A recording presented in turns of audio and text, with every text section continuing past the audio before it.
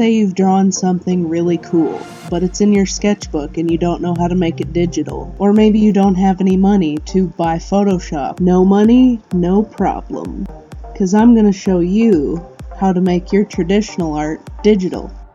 Hey guys, Kate here, and today I'm going to be showing you my process for how I create my digital art. There's a couple different ways that you can do this, but this is just what I do. So first off, you're going to need a digital art program. I mentioned Photoshop in the beginning, but I strongly do not recommend Photoshop for beginners or for anything besides photo editing. I highly recommend this free program called FireAlpaca. This is what I use for all of my live streams for my digital art, and you want to make sure that you download the right one for your operating system, so either Mac or Windows, and it's completely free. You don't have to pay for anything, but I highly recommend this program. The first thing that you want to do after you download the program is take a clear, head-on photo of your drawing. You can use a phone or you can scan it with a scanner. And then you're going to open FireAlpaca. You're going to go to File, Open, and open the image that you took. You might have to email the image to yourself and then find a way to open it on your computer.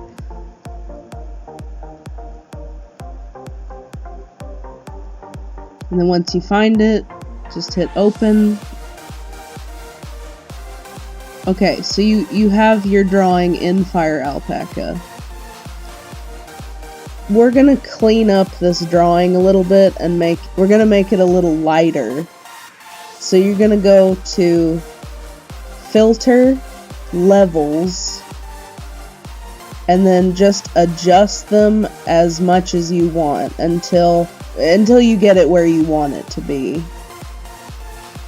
You just move the sliders around and it changes the contrast and the lighting. Obviously, the better a photo you can take with your phone, it's going to be easier to adjust this. If your photo is so dark you can't see it, you're barely going to be able to see it in FireAlpaca. So once you have your levels where you want them, you're going to work in layers. We're going to add a new layer, and then select our pen over here. I usually use 20 point, which that might be a little too thick for this, so we'll go half that. We'll go 10. And you can just change it to where you want it, if you want thicker lines or thinner lines.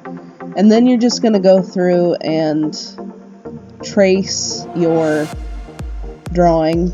And you want to make sure that you're on the layer that has the squares on it, not your original layer.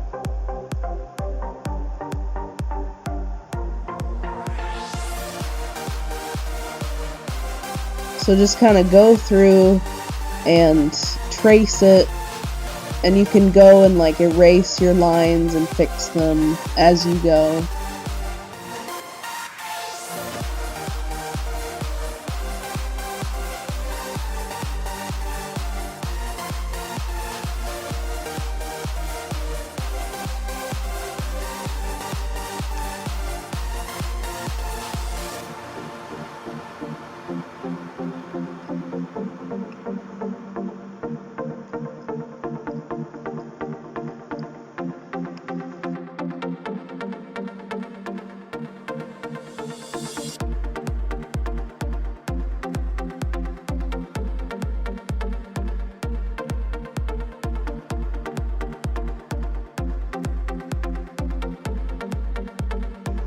So once you finish tracing your line art, then you can kind of go through with the eraser and clean up what you missed. So there might be overlap.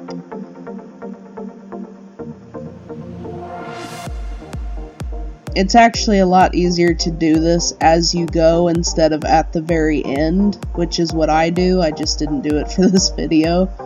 but you can actually add lines on different layers as you go, and then it won't be as hard to erase what you don't want if it's on a separate layer, because then you can keep what you already have without erasing it.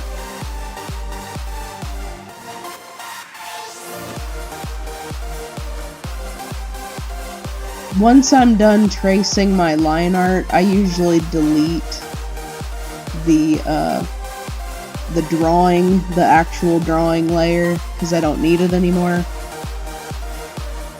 So now we're gonna go through and color our line art. And for this I use the paint bucket tool, and you want to make sure that you don't just fill in the line art layer. Make a new layer and put it underneath your line art. It just looks better if you do it this way, because then you don't have overlap with the color. It just looks a lot better. And you can adjust it how you want it. A lot of this program is just kind of playing around with stuff. There's a lot of good presets in this program, like brushes, so you can download extra brushes, but you don't necessarily need to. It comes with a lot of nice preset brushes.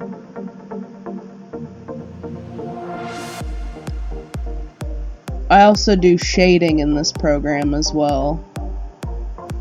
So right now I'm just using the paint bucket to fill in my line art on a separate layer so that I can go back and change it if I need to.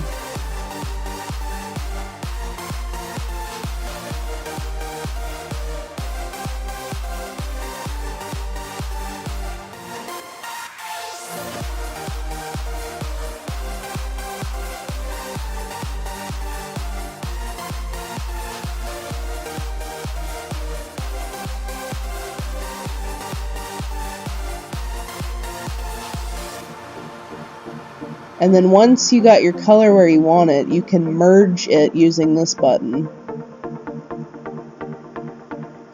And then you can just move the whole thing around. And the reason that I work in layers and use transparency, which is those little squares in the background, is because you can overlay it on top of another piece of art. The last thing that I'm going to show you guys is how I shade. I am not a shading expert, I'm still working on it, but this is how I cel shade. So you're going to add a new layer, and then I learned from another artist that you should almost never use black for shading. One thing that usually looks better is if you use the color that you want to shade, but you do like a darker version of it. So for example, if I was gonna do black, okay, so let's say I'm gonna color this in black.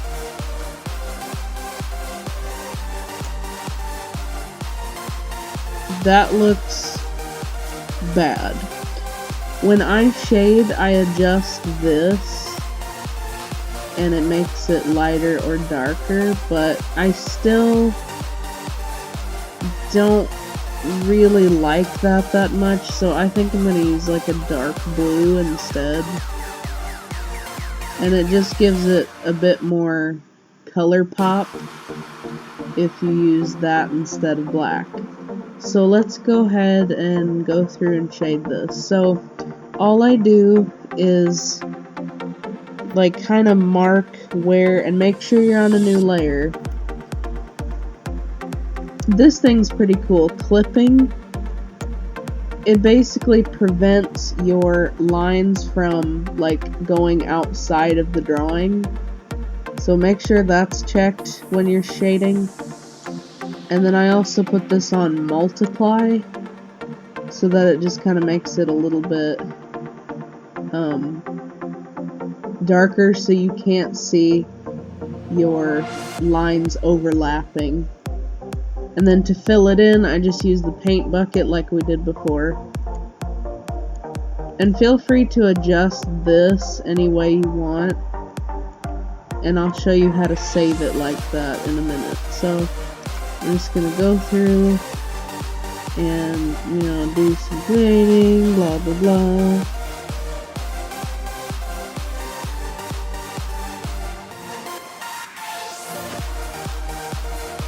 I'm just kind of lazily shading right now. Obviously you can go back through and tighten up your shading.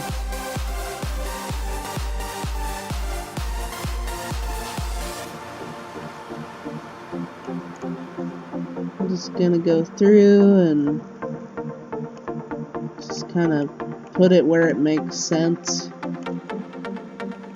Shading is something that you just kind of keep working at it until you find a style that you like.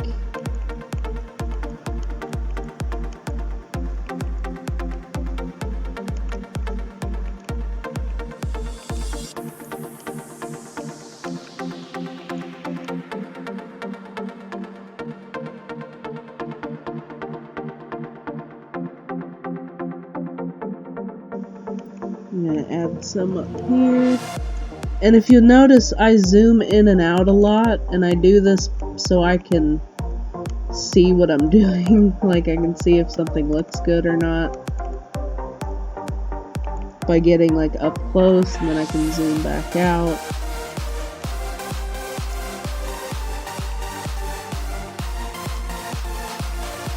So anyway, you guys get the idea. So once you're done shading, you can merge your shading layer with your flat color layer, and then just merge it like we did before with the line art and the flat color. And then you go to File, Save As, and I always save mine as a PNG or a JPEG. One little tip is that JPEG are generally less quality than a PNG. They're mostly for printing, so if you're actually going to get this printed somewhere, I recommend using that. But if you're going to be using this on an app or online or anything digital, I recommend saving it as a PNG, because that means it's optimized for digital. And you also get the transparency background with the PNG. So I'm going to save mine as a PNG. I always do. I hardly ever use JPEG unless I'm going to print something. So then you hit save, and I had already saved this over. So, and you want to keep it transparent. I'm not really sure what the 24-bit is for. I always just choose transparent. And then it should save it with your transparent background, so you could overlay this in channel art or as an icon. You can put a background. So like if you wanted to add a layer and make this, you wanted to like add a background or something, you can do it without messing this up.